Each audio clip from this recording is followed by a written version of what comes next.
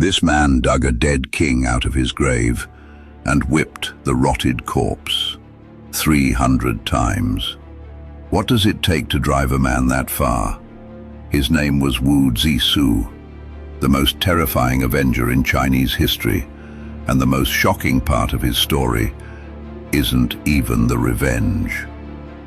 500 years before Christ, the kingdom of Chu was the giant of the south, and the Wu family served its kings generation after generation. Wu Shi, the father, was tutor to the crown prince, loyal, honest, the kind of honest that gets men killed. It began with a bride, a princess of Qin, sent to marry the crown prince of Chu. But the messenger sent to fetch her, a snake named Fei Wuji, saw how beautiful she was, and he had a better idea. Give her to the old king instead. Give her to the father. King of Chu took his own son's bride into his own bed. Fei Wuji had pleased the king. Now he was terrified. One day the crown prince would be king and remember who stole his wife. So he poured poison into the king's ear. The prince is plotting. The tutor helps him. King believed the man who had already lied to him once. Wu Shi was thrown in chains for a crime he never committed. But Wu Shi had 2 sons, and the king feared sons who avenge fathers. So King set a trap baited with a father's life. Come to court, both of you, and your father lives. Stay away, and he dies. The elder brother, Wu Shang, knew it was a trap. He went anyway, to die beside his father. The younger brother did not. Wu Zixu drew his bow at the king's men and ran. If I die with them, he said, no one is left to avenge them. He chose the harder thing. He chose to live and to hate. King killed the father and the elder son the same day. Wu Shi's last words were about the boy who ran. Chu, he said, now has years of war coming. He knew his younger son. He knew what was coming. Chu wanted the surviving son dead. His face was drawn on every gate from the capital to the border. The road to safety ran through Jiao Pass, sealed, guarded, watching for his face. Legend says he could not get through. For days, for nights, trapped. And by the time the sun rose, his hair had turned completely white. A white-haired stranger. The guards did not know him. His own grief had become his disguise. A river blocked the road. A fisherman ferried him across. Wu Zixu offered his sword as thanks. The old man refused it. Chu has put a fortune on your head, the fisherman said. I want none of it.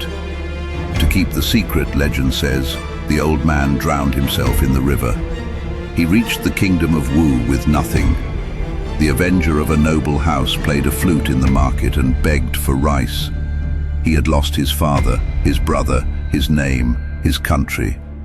He had one thing left, a reason. Wu had a prince who believed the throne had been stolen from him, Prince Guang. By the old law, the crown should have come down his line. It never did. Instead, it sat on his cousin, King Liao. Wu Zixu looked at this bitter prince and saw a key.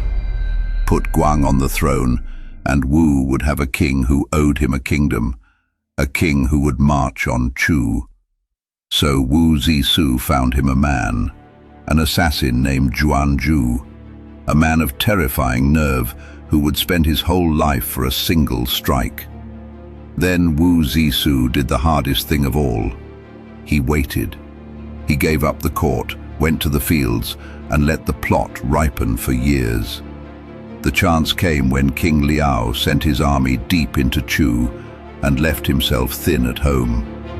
Prince Guang called a banquet and invited the king to dine. King Liao did not come unguarded. Soldiers lined the road from the palace to the door. Up every step, down the whole hall, every man his kinsman, every hand on a long blade. The assassin's weapon had to pass through all of it.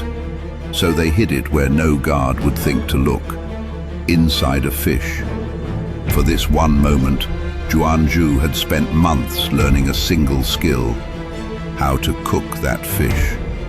At the feast, the fish was carried in, past every guard, to the king's own table.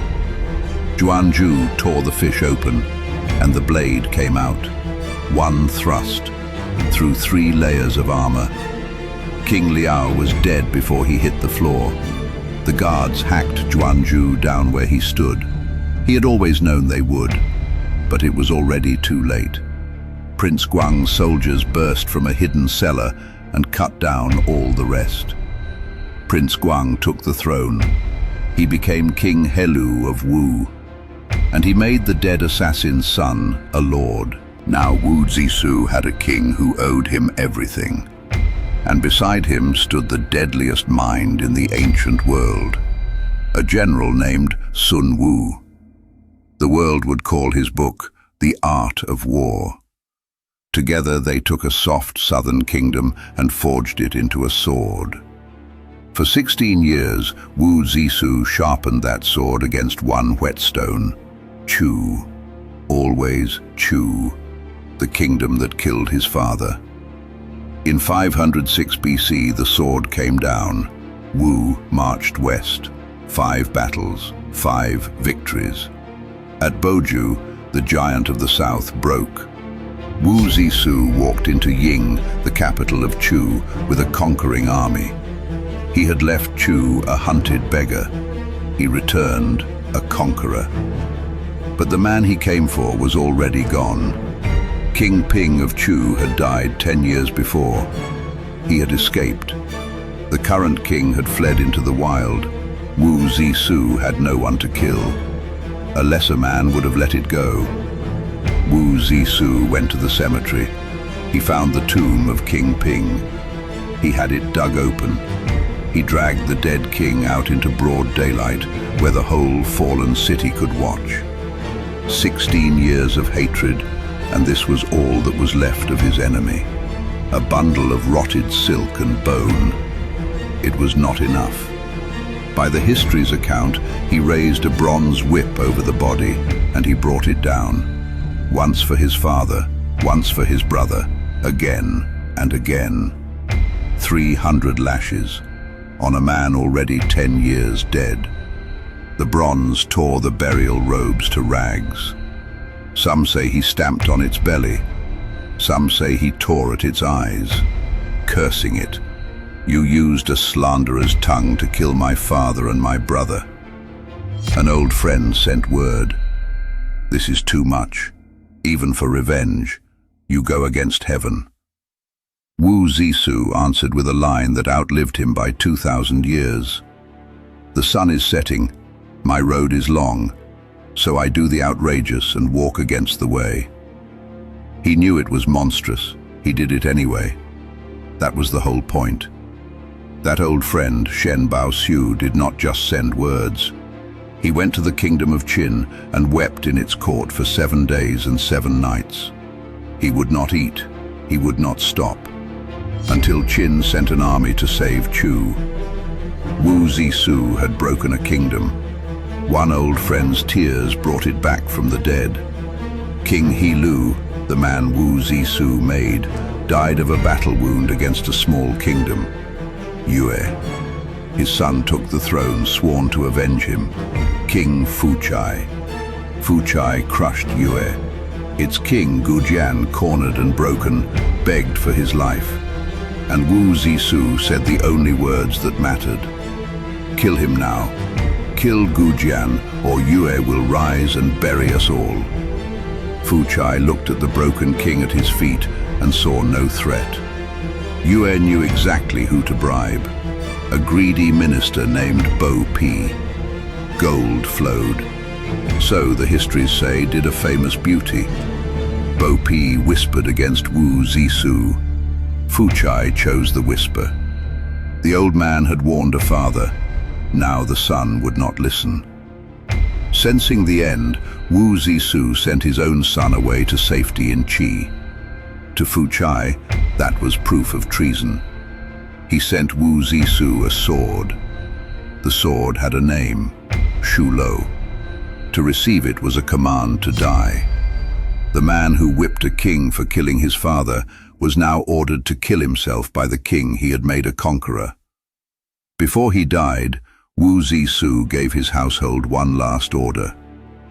When I am dead, gouge out my eyes, hang them above the eastern gate of the city, because I want to watch the armies of Yue march in and tear this kingdom down. Then he turned the sword on himself. Fuchai heard what Wu Zixu had said about his eyes. It enraged him. He had the bodies sewn into a leather sack and thrown into the river. No grave, no rites. He wanted the old man erased. He could not have been more wrong. Wu Zixu was dead. His warning was not. In the south, the king Fuchai spared, Goujian was waiting. He had nursed his hatred for years. How he did it is another story. When Yue struck, Wu was not ready. Yue smashed the kingdom of Wu exactly as the old man said it would. Everything Wu Zixu built, everything he was killed for protecting. At the end, King Fuchai had a single request before he died. Cover my face. I have no face to meet Wu Zixu in the world below. He died with his face hidden from the eyes he had thrown into the river, hidden from the eyes above the gate. Wu Zixu had ordered his own eyes hung on the eastern gate, and from that gate he watched it all come true. Wu Zixu could break the kingdom that murdered his father. He could not save the kingdom that saved him. He gave up his eyes. He still saw the end coming. 2,000 years on, they still cannot agree on what he was. The most loyal man in China, or the most monstrous. What would you call him? Welcome to the Dragon Files. Subscribe for more.